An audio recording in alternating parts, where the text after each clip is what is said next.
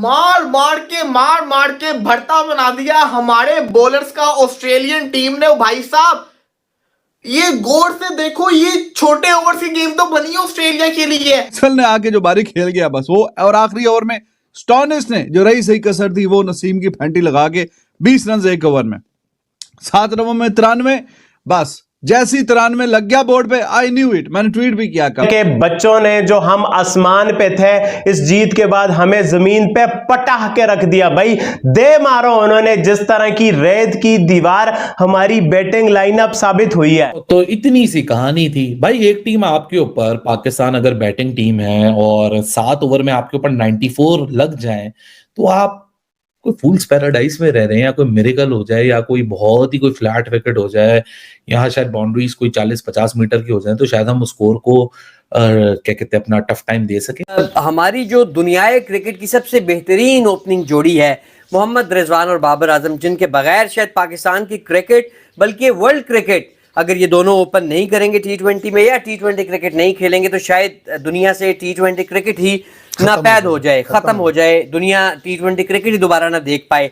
Unfortunately जब जब कोई ऐसा मौका आता है कि जब असल wide ball modern day T20 innings की ज़रूरत पड़ती है तो ये ओपनिंग पेयर हमें जो है ये पतली गली से निकलता हुआ दिखाई देता है। कभी दोनों पतली गली से निकल लेते हैं, कभी एक निकल लेता है। पकड़ के मैच शुरू करवा दिया। अब 7 ओवर्स का, 7 ओवर्स में हमने बॉलिंग तो कर ली। सवाल ये 7 ओवर बल्लेबाजी कौन से पाकिस्तानी करेंगे? वो कौन से पाकिस्तानी बल्लेबाज ने बल्लेबाजी करेंगे 7 ओवर में? उनके पास तो एक से बढ़कर एक प्लेयर था 7 ओवर्स का, 93 इन 7 ओवर्स। ये कहां से चेज होगा? हमारी बैटिंग लाइनअप आप देखिए और उनकी बैटिंग लाइनअप देखिए। उनके पास मैक्सवेल हिटर था, टिम डेविड हिटर था, मार्कस स्टोनेस हिटर था, जैक फ्रेशर वो तो ठुल्ला बना ही इस चीज के लिए हुआ है, वो तो खेलता ही ये गेम है, वो भी इस गेम के लिए इन था, मैथ्यू शॉर्ट। यहाँ पे तो सारे के सारे जो कहते हैं ना हिटर मौजूद थे, और पाकिस्तानी टीम में सिर्फ एक उस्मान खान है। हमारे यहाँ पाकिस्तानी फैंस में ना एक सबसे बड़ी बीमारी है, हम टेस्ट की सक्सेस मिली, ओडीआई की सक्सेस मिली, हमने सबको लपेटा, Babar is back, Rizwan is back, Shaheen is back, Haris Rauf is back, this is back, that is back. अबे बेवकूफों, क्यों भूल जाते हो कि कुछ दिन पहले आप जून के महीने में इसी फॉर्मेट के वर्ल्ड कप से बाहर निकल कर आए हो, पहले राउंड में इसी फॉर्मेट में 18th रैंक यूएसए ने आपको हराया था। यहाँ ऑस्ट्रेलिया के मेन खिलाड़ी नहीं खेल रहे, लेकिन वो सारे खिलाड़ी खेल रहे हैं जो बिग बैश वाले खिलाड़ी हैं। सो भाई बिग बैश का जो स्टैंडर्ड है, या तो वो हम मान लें कि पीएसएल से बहुत नीचला है, यानी बांग्लादेश प्रीमियर, ये बीपीएल है, ये बीबीएल नहीं है भाई साहब। तो बीबीएल वाले जो भी प्लेयर खेल रहे थे उन्होंने हमें अपने मैदान में लाके 7 ओवर में ही बता दिया। 7 ओवर की गेम में ना इसलिए मुझे इतनी पैल्पिटेशन हो रही थी क्योंकि जितने कम ओवर होते हैं ना, जितने लिमिटेड ओवर हो जाते हैं, उतनी ज्यादा अग्रेसिव बैटिंग आपको करनी पड़ती है। आपके पास है कौन अग्रेसिव बैटिंग करने वाला? बाबर है, रिजवान है? नहीं है वो। आप अपना पिछला T20 वर्ल्ड कप की प्लेइंग 11 उठा के देखो और आज की प्लेइंग 11 उठा के देखो, वो सारे मौजूद है उसके अंदर जो उसके कसूरवार थे। मतलब टेस्ट में आपने टर्न अराउंड किया, वेरी गुड। ओडीआई में आपने टर्न अराउंड किया, वेरी गुड। उसकी तारीफें हो चुकी, खत्म हो चुका, उसको साइड में करें। नया फॉर्मेट, नया दिन, नया मैच। और इस फॉर्मेट में Pakistan T20 cricket modern day वाली नहीं खेल सकता। आप दुबई वाली खेल सकते हैं जहां आपको सिंगल डबल करने होते हैं। 6 ओवर में आपने अगर 40 रन बना लिए उस पर आप खुश होते हैं।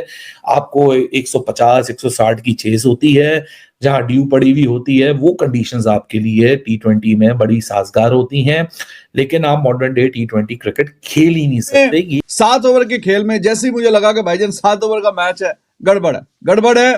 पावर हिटर उनके पास जाहिर है मैक्सवेल है, स्टोइनिस है, टिम डेविड है।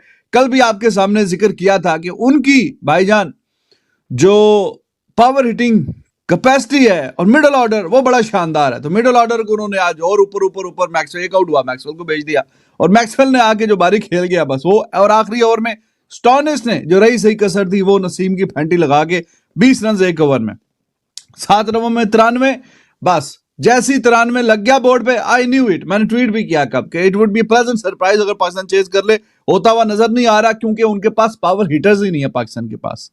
यह मसला है एक संजीदा पाकिस्तान का। आज भी देखें 24 पे 6, थोड़ी कोई बंदा ग्राउंड की डायमेंशंस को देखता है, कोई हिसाब किताब देखता है, किस तरह की शॉट्स खेलनी है, बस एक ही बस आंखें बंद करके मिड विकेट पे बल्ले घुमाई जाओ और कहीं ना कहीं फिर ऐसे ही होता है, एक आधा कहीं लग गया वरना फिर छुट्टी। 24 पे 6 आउट थे, ऐसा लग रहा था ये शायद 30-35 के अंदर ही ना निपट जाए बाकी के भी सारे।